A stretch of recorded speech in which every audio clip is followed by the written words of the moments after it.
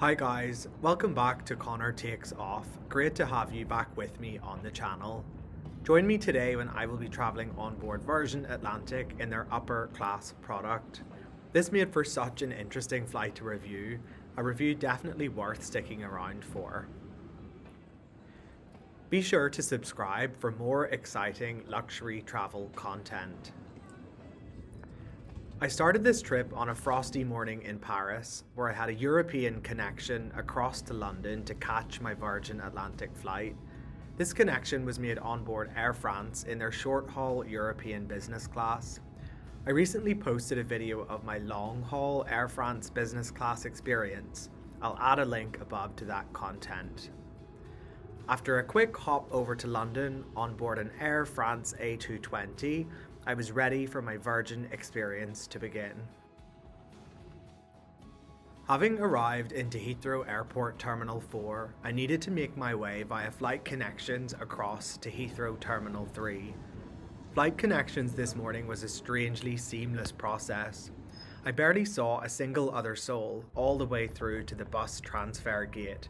Kind of spooky, to be honest. You certainly don't want to be in a hurry when connecting at Heathrow. Connecting between terminals can be somewhat of a slow and arduous process. Now in Terminal 3, travelling up to the international gates was a doddle. Now returning live to yours truly in the studio. Hi guys, welcome back to Connor Takes Off. So join me today at London Heathrow Airport, where I will be travelling from Heathrow across to John F. Kennedy on board Virgin Atlantic in their upper class suite product. So this is the first time I have flown on Virgin and I have heard nothing but positive things, so super excited to give this a go. I've recently connected from Paris Charles de Gaulle through to Heathrow, and that process has been very smooth so far. So shortly I'll head up to the Clubhouse Lounge to give that a go, and I'm thrilled to have you on the journey with me this afternoon. So without further ado, let's head up to the lounge. See you soon. Without sounding like a total diva, this wouldn't be my first rodeo when it comes to an airport lounge. However, I must truly stress, the Virgin Atlantic Clubhouse is not like anything else I have experienced before. Upon arrival, you're greeted by the most attentive and glamorous lounge staff. Having transferred through Charles de Gaulle, where the customer service was a little more, shall we say, brusque, the contrast was stark. Immediately transported into this large, open plan and hugely fun space, there is a real sense of good times in this lounge. I decided to grab a bite to eat and sample what the lounge had to offer food-wise. The party and celebratory atmosphere is further manifested by the absolutely enormous selection of beverages on offer. I opted to start with this delicious Virgin Redhead cocktail, which was every bit as saucy as it sounds.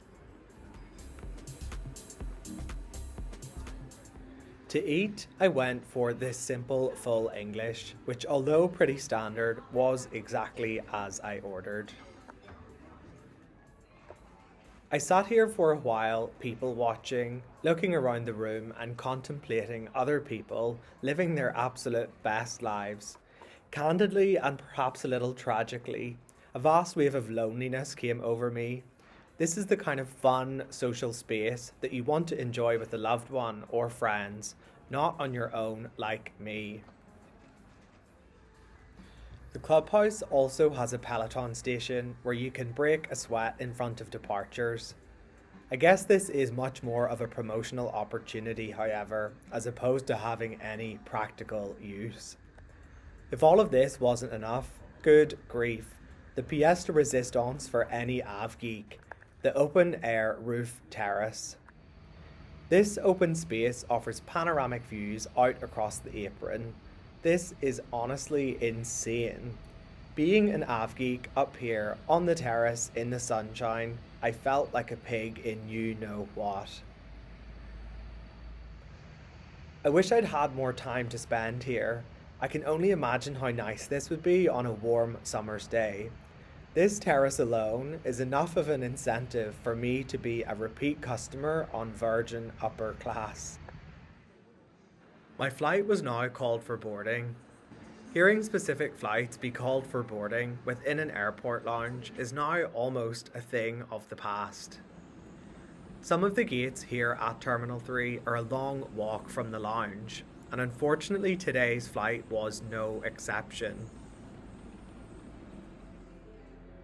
Here we have our ride for the day, an Airbus A350 Rosie Lee, only 3 years old. Before arriving for this flight, I was notified that my seat had been changed to a middle from a window, which is less than desirable for a solo traveller. Having politely expressed my dismay to the lounge attendant, upon arrival to the gate, the dispatcher was waiting for me.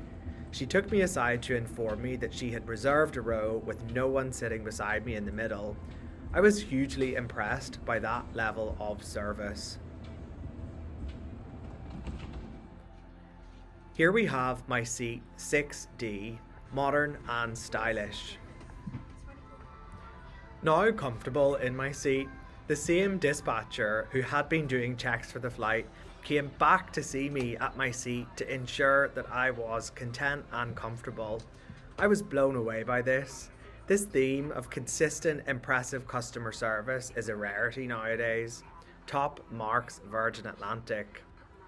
Whilst I'm a huge advocate for Virgin doing their own thing and doing it differently, from the cabin colouring to the boarding music, I'm afraid that this safety video just wasn't it. The faux American accents kinda just made me cringe a little. Sorry, Virgin. In the upper class, seats are equipped with an additional shoulder harness that clips to the waist belt. Now taxied and lined up for departure at runway 27 right, we were all set to go. Just listen to these Rolls-Royce engines spool up. Oh my days.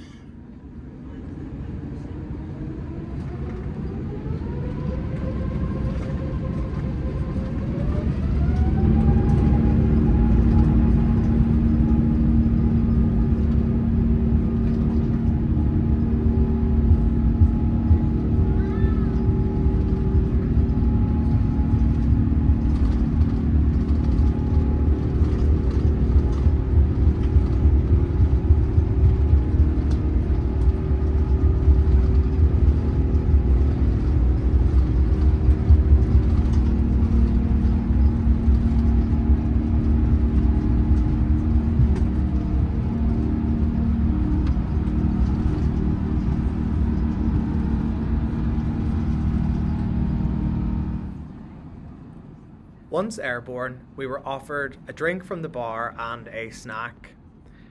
Menus were then handed out shortly thereafter. There's nothing fancy or flashy about this menu, but I don't get the feeling that that is what Virgin wants to be. Feel free to pause the video to see the menu in more detail. To start, I opted for these little arancini balls. Is there anybody on planet Earth who doesn't love arancini? I am obsessed.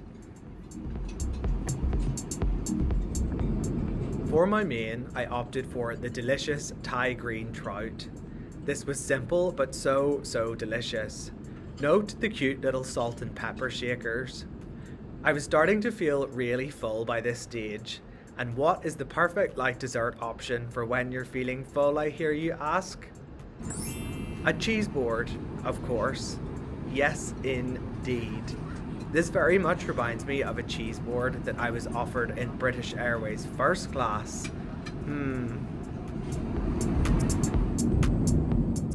Having overindulged, I decided to stretch my legs and go for a stroll through the cabin. As you can see, solo travellers really want to avail of those standalone suites at either side of the cabin.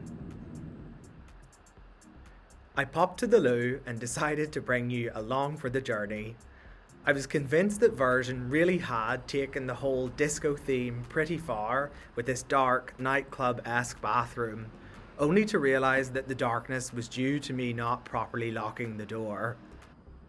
How amazing is it to be able to do a number 2 with such a view? This really is quite the luxury.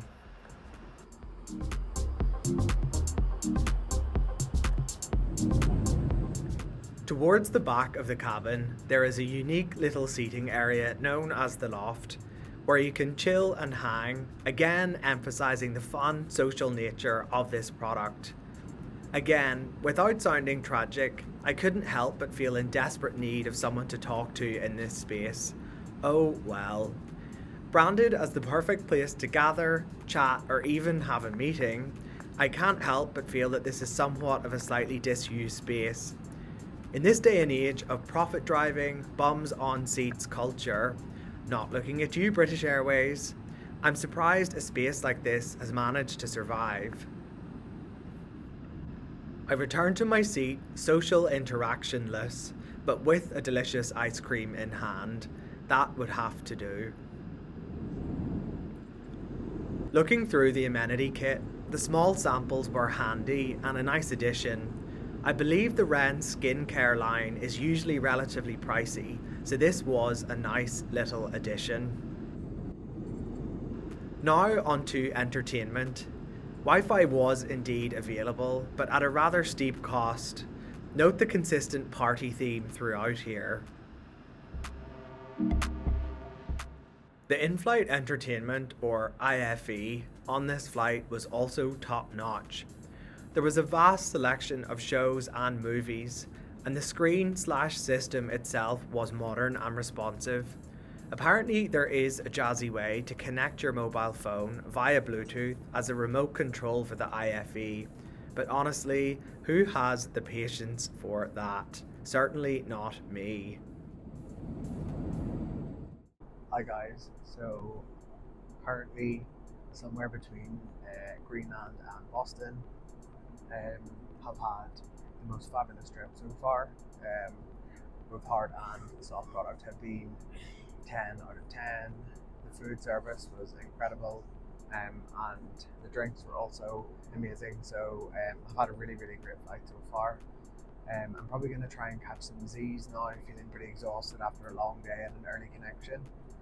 So we'll recline the bed fully now shortly to get some sleep. But yeah, really positive so far, and feeling in a good headspace. So yeah, 10 out of 10 so far. Here I am in full recline, doing my best impersonation of a thumb. I thought I did a pretty good job, to be honest. About 90 minutes out from arrival, the chaos of the second service commenced. I say chaos as that is unfortunately exactly what it was. I'd heard from other flight reviews that this was the case on Virgin. Whilst Virgin don't offer a specific second service per se, they do offer an on-demand dining menu, meaning you can order food from the menu whenever you want. This in turn means that as opposed to formally scheduling a second meal, everyone and anyone is bombarding the crew with sporadic requests about 90 minutes out, resulting in chaos.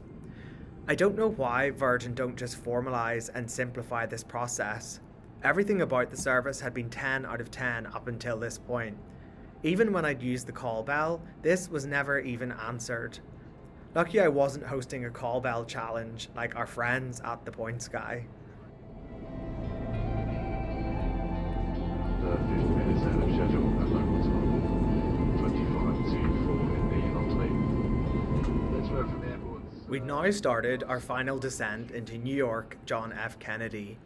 A few fluffy bao buns later, and I was ready for our arrival into the big city. The views from the left-hand side of the aircraft on arrival were insane. It was such a shame I'd missed out on a window seat for this flight.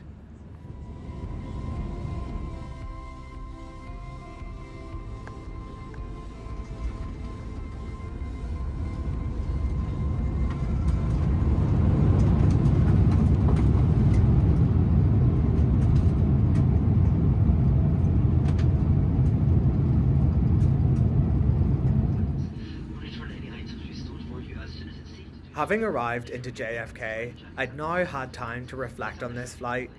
I was immensely impressed by Virgin Atlantic.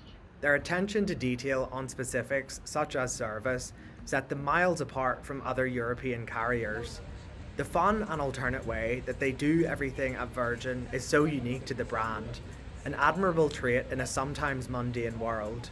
With a few simple tweaks, I'd argue that this would be up there with one of the most competitive business class products. Would you agree?